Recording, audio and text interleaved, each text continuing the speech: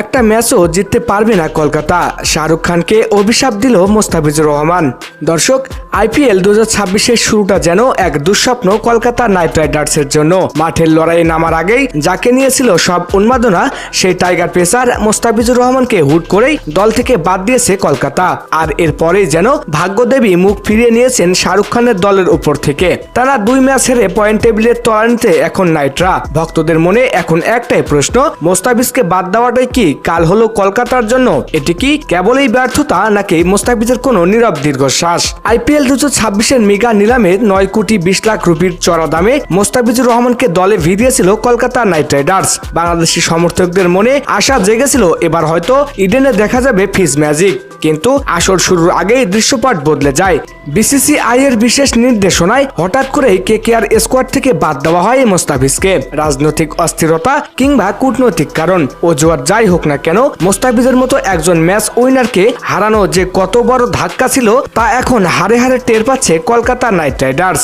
IPL শুরুর আগে কলকাতা যখন মোস্তাফিজকে দল থেকে বাদ দেওয়ার সিদ্ধান্ত নেয় তখন অনেকেই অবাক হয়েছিলেন, কিন্তু সেই সিদ্ধান্তের ফল যে এত দ্রুত হাতে নাতে পাওয়া যাবে তা হয়তো ভাবেননি খোদ শাহরুখ খানও। আসরের প্রথম 2 ম্যাচেই শোষণীয় পরাজয় বরণ করেছে কলকাতা নাইট রাইডার্স। মুম্বাই আর হায়দ্রাবাদের বিপক্ষে কলকাতার বোলাররা যেভাবে রান বিলিয়েছেন তাতে ইডেন গার্ডেন্সেও দর্শকরা এখন মোস্তাফিজের অভাব বোধ করছেন।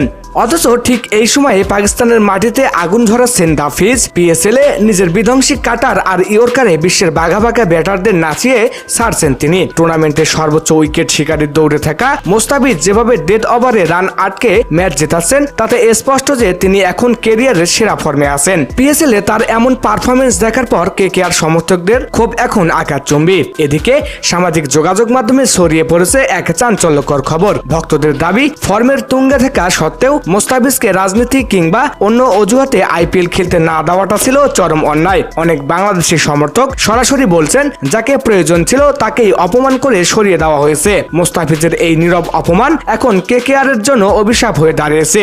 এই কারণে কি কলকাতার বোলাররা লাইন লেন্থ খুঁজে পাচ্ছেন না? কেন শাহরুখ খানের মতো অভিজ্ঞ মালিক এই ভুল করলেন? পিএসএল এ মোস্তাফিজের জয় জয়কার আর আইপিএল এ কলকাতার ভরাডুবি একই মুদ্রার 2 পিঠের মতো কাজ করছে। তাহলে কি মোস্তাফিজের সেই অভিশাপ সত্যি হতে চলছে?